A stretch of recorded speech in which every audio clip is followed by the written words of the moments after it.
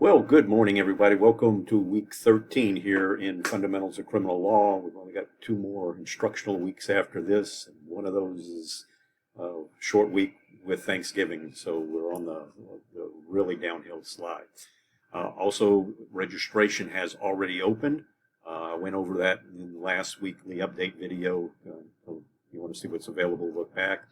Or if you're not sure what to take, send me an email and I'll go through your course. Your degree plan, excuse me, couldn't think of that for a second, and let you know what you need to take. I think I did get one email from one online student, and I looked through hers and sent her that information back yesterday. So I'm not sure if she's in this class or one of the other two classes, but that's beside the point. So let me get on now and talk real briefly about the case reviews. They were pretty good. A couple people had some issues missing something, but I gave you credit for effort. So the scores were real good, with the exception of 3 people who did not follow the instructions and will need to resubmit their papers. As I reiterated last week, it has to be a Texas Court of Criminal Appeals case or I'm not going to grade it. So if you had a U.S. Supreme Court case, something versus United States, not going to work. A person versus a person, not going to work. That one was a civil case. And the third one, I'm not even sure where it came from, but that one wasn't even complete, so it didn't matter much. So if you got a 0 on it, I did send you an email. Please resubmit it, and I will grade them, but you have to follow the instructions in order to do so. I've actually added a link that will take you directly to the Google search page that just searches the Texas Court of Criminal Appeals. Make sure it says Texas Court of Criminal Appeals over the left. I'm not positive that's a permanent link, so I just want to kind of double check it. But it should say Texas Court of Criminal Appeals over on the left-hand side. The exams were pretty good. Everybody that took it, I had 2 that didn't take it. Remember, you got to take it before you can move on to this week's material.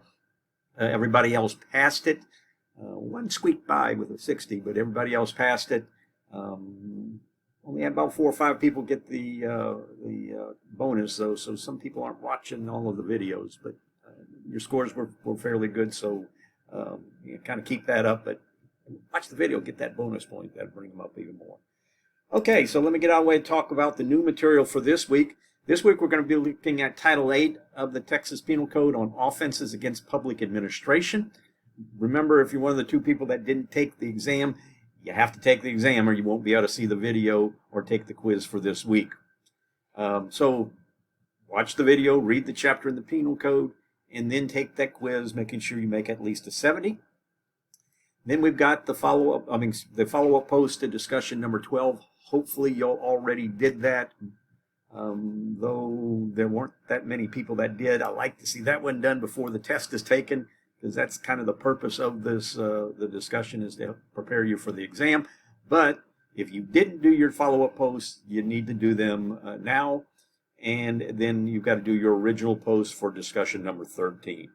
Most people are getting really good at getting all the original in.